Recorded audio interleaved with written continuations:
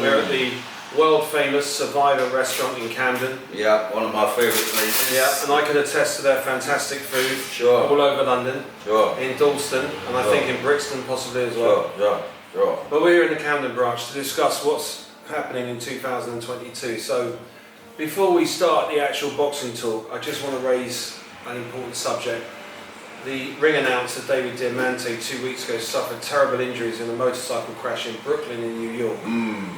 Our heart goes out to him. He suffered bad spinal injuries, and just want to say a shout out for him and hope that everything goes well. He's one of our boys. And he gets back in the ring soon, doing what he does best.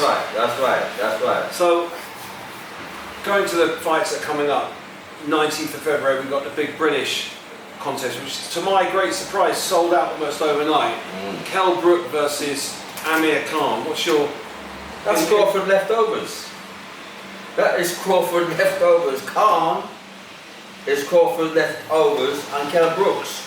So the two of them can fight for the greens.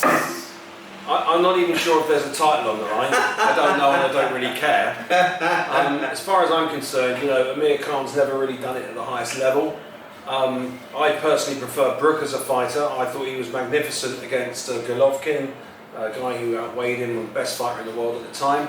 I think he's possibly the high life got to Kell a little bit over the years. He could have done a little bit better, but you know, he did it when it counted. But what's your take on the fight? It's all very well me saying that, but what's your take? Know, everyone is claiming that, you know, the time is now and before, because we have to be in present time, which is now.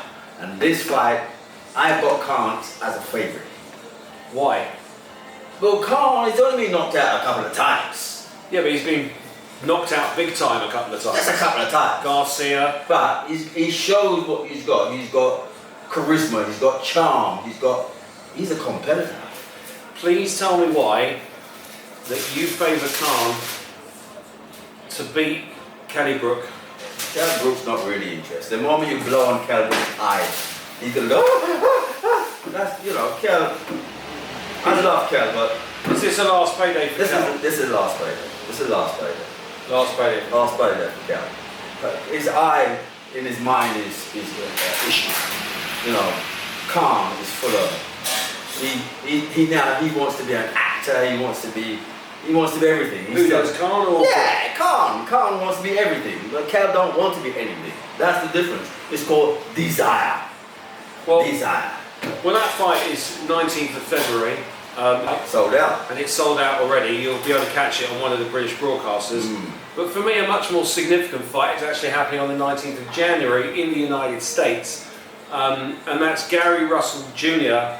versus Mr. Magsayo, David Magsayo from the Philippines. Now, we had a look at Magsayo, and he's definitely a puncher, but so's Russell. What's your take on that fight? Well, you know, Gary, you know, he fights twice every 3 years, so it's good to see him. We haven't seen him for a long time. I'm glad he's put his head out there again. I'm glad I hope he's thinking about some reminiscence. Lomachenko. Yeah. That's the only fight he's lost. You know, Lomachenko is the name at the moment. And Gary is not the name at the moment. So we're dealing with names right now. So this Magsayo, this opponent, it looks an exciting fight.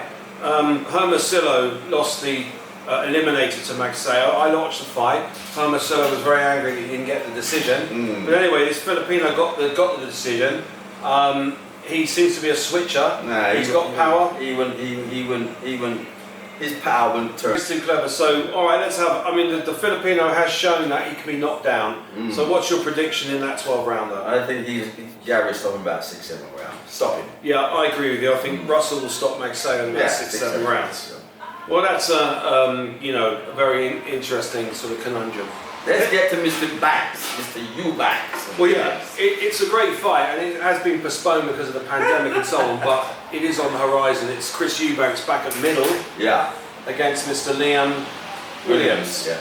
I like Williams. I like Williams because he's a real rough, tough bastard. Well, actually, he brings the fight to people. Williams actually won the press conference in his mind, and the way in.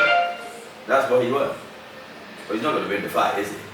He may not win the fight, but you know, he's a British fighter that is not scared of anybody. And you know what? I felt that out of all the British scouts that Canelo has got, there's been about 7 of them. I think Williams acquitted himself the best out of all those 7 against Canelo. I thought Canelo had a harder fight against Liam Williams than against any of the others, including Callum Smith.